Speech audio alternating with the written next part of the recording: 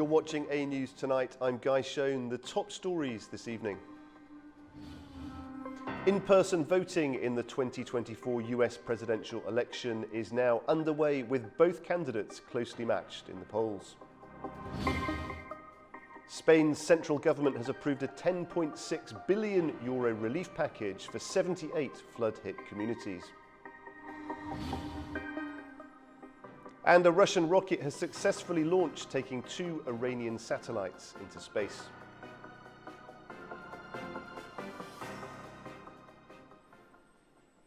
The first in-person ballots have already been counted in the US presidential election, and in one small community in New Hampshire, it's a dead heat. True to form, Dixville Notch was the first to cast its ballots, and of 6 registered voters, 3 voted for Kamala Harris and 3 for Donald Trump. Local residents continued the unique tradition dating back 60 years. The midnight ballot was closely watched as the rest of the country prepared to vote. As campaigning closed, the 2 main candidates were polling neck and neck, particularly in the 7 key battleground states, which are expected to decide the overall outcome. Arizona, Georgia, Michigan, Nevada, Pennsylvania, North Carolina, and Wisconsin have been key focuses of each candidate's campaign trail, with Trump finishing in Michigan and Harris in Pennsylvania. Whatever the nation decides, this election promises a historic result for the United States. Spain's Prime Minister Pedro Sanchez has announced that the government will allocate €10.6 billion in recovery funds for those affected by the deadly floods near Valencia. At least 217 lives were claimed in what's considered the worst disaster in the country's modern history. The Spanish government will guarantee up to €5 billion in loans for businesses, families and self-employed people to support reconstruction. Moreover, €838 million will go directly to individuals through cash handouts. Additional funds will cover tax and benefit payment holidays, property needs and repairs to infrastructure like roads and railways. The announcement comes after a spike in public outrage over what has been deemed a failure to manage the crisis and restore control. Pedro Sanchez acknowledged that the state must do better. He also announced that almost 15,000 police officers and soldiers are now working in the affected areas. Rescue teams are focusing their efforts on underground car parks and tunnels in the Valencia region, where it's feared drivers may have been trapped by the floods. The towns remain covered in mud, with cars still piled up and some areas lacking access to clean drinking water or food. As the days go by, the risks of infection and other health issues continue to increase. Russia has successfully launched a rocket into orbit, which was carrying dozens of satellites, including 2 from Iran. The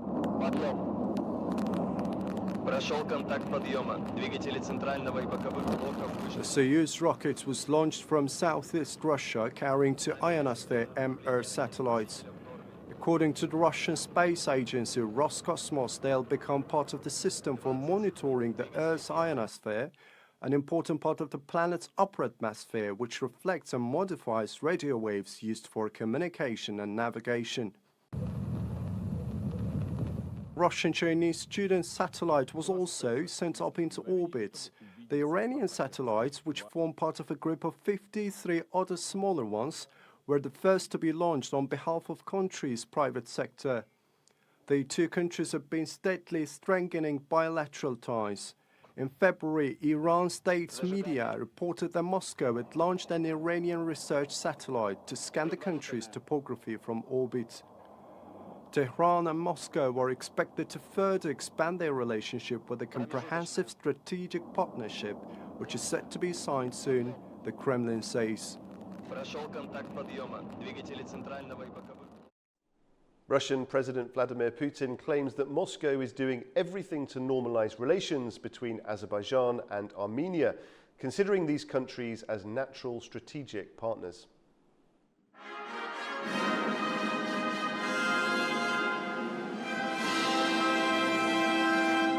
During a ceremony for presenting credentials by new ambassadors, including those from Azerbaijan and Armenia, Russian President Vladimir Putin claimed his country was doing everything to normalize Azerbaijani-Armenian relations and ensure lasting peace. He added that Russia will continue to assist towards working on a peace treaty, border delimitation, and unblocking regional economic and transportation links. President Putin welcomed the fact that the leaders of Azerbaijan and Armenia met at the BRICS Plus summit in Kazan and held useful discussions regarding the achievement of lasting peace and inter-ethnic harmony in the region.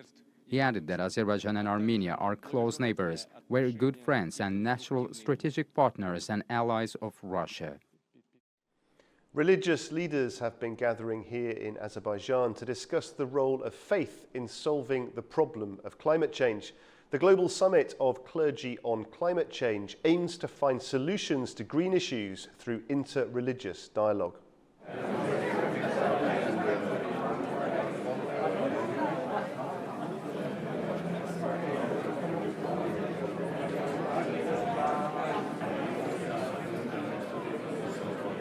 The summit aims to strengthen interfaith cooperation for a sustainable world by bringing together scientists and religious leaders to discuss solutions to climate challenges. The rich spiritual potential of different faiths and beliefs could stimulate the solution to the existential problems caused by climate change. The religious leaders of the world can play a big role in fighting these challenges. According to the summit's participants, the work of religious leaders could be crucial to promoting climate change action and achieving climate justice. When we're talking about a lot of time, people think that the human being and the earth sometimes have different interests. They think that each one is pulling the earth to a different place. So I think the multi-faith has a huge influence on the idea of it, because a lot of people are taking their moralities, understanding from religious and from religious leaders. So I think it's very important to show here again. The destruction of ecosystems can lead to the destruction of all humankind. Given the magnitude of the threat, the active participation of religious leaders in solving climate problems is necessary.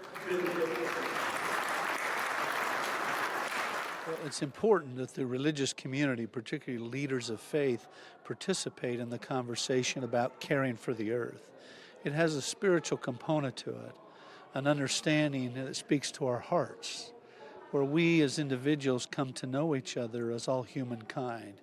And if we truly love each other, then we will care for the earth to help make sure we provide for and to protect one another. Equity is essential to ensure that all countries have the resources to adapt to a changing planet and transition to a sustainable and renewable future. This includes significantly increasing financial support to developing countries and helping those most affected by natural disasters.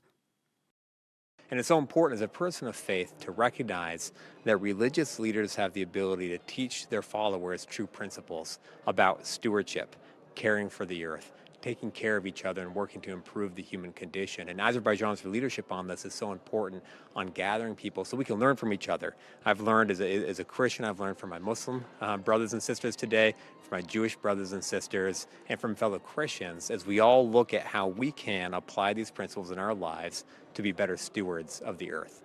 Climate finance must be scaled up to support communities facing these challenges. In this regard, Azerbaijan's COP29 presidency is considered an important step, supporting activities aimed at eliminating losses and damages. Heads of state from the Organization of Turkic States will gather in Bishkek, capital of the Kyrgyz Republic, seeking to chart a collective course for climate resilience, digital integration and economic stability. Organization of Turkic States Secretary General Kubanычbek Ömeraliyev outlined the priorities of the 11th summit, underscoring a unique environmentally focused agenda that he described as a forward-looking framework for a sustainable and connected Turkic world. He emphasized that the summit's agenda has been constructed around tackling some of the most pressing global issues, with sustainability, technological advancement, and cross-border economic alignment at the forefront. A centerpiece of the summit will be the Turkic Green Vision, an initiative aimed at fostering green finance and sustainable development across member states. Sürdürülebilir kalkınma gündemindeki de aynı derecede ideal. Our Green Vision is designed to drive investment in environmentally conscious projects. The focus on green finance marks a pivotal shift for the Organization for Turkic States, signaling a new era of climate-focused economic planning. The summit is also set to address digital connectivity across the Turkic region through the introduction of advanced technological projects. Key amongst these is a Turkic large language model, a tool aimed at boosting digital literacy and linguistic integration, and the Earth Observation Technology satellite, which will enhance environmental monitoring capabilities and aid tracking of climate impacts across member states. Teknolojik uydusu gibi projelerimiz. A digital economy partnership agreement is expected to be signed, which would streamline digital trade across borders and build a common framework to facilitate smoother region-wide business operations. The Organization for Turkic States Secretary General underscored the need for coordinated responses to natural disasters and emergencies, revealing that the Civil Protection Mechanism Agreement would be introduced to align disaster preparedness strategies across member states. Turkish President Recep Tayyip Erdogan and Kyrgyz President Sadir Japarov oversaw the signing of 19 agreements in Kyrgyzstan aimed at enhancing bilateral cooperation between the two nations. The ceremony took place at the presidential palace in Bishkek following head of state and Dinta delegation meetings. Agreements included a significant security cooperation pact signed by Turkish Foreign Minister Hakan Fidan and Kyrgyz Foreign Minister Jinpek Kulabayev. Türkiye Cumhuriyeti Dışişleri Bakanı Hakan Fidan güvenlik alanında işbirliği anlaşmasını teati ederler. Additionally, a memorandum of understanding on economic and financial cooperation was signed by Hakan Fidan and Kyrgyz Finance Minister Almaz Baketayev. A framework agreement on a hydroelectric power plant construction and operation projects was signed by Kyrgyz Energy Minister Talabek Ibrayev and Ahmet Mukahid Oran, chairman of Orta Asaya Investment Holding in Turkey. These highlight the importance of energy projects in strengthening economic ties.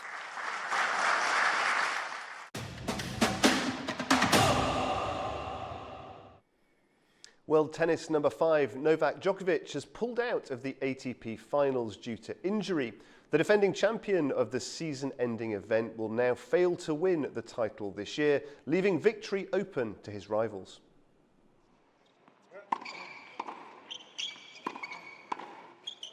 The record 25-time Grand Slam champion's absence guarantees qualification for Norway's Casper Ruud, Australian Alex de Minaur and Russian Andrei Rublev for the 8-player event in Turin.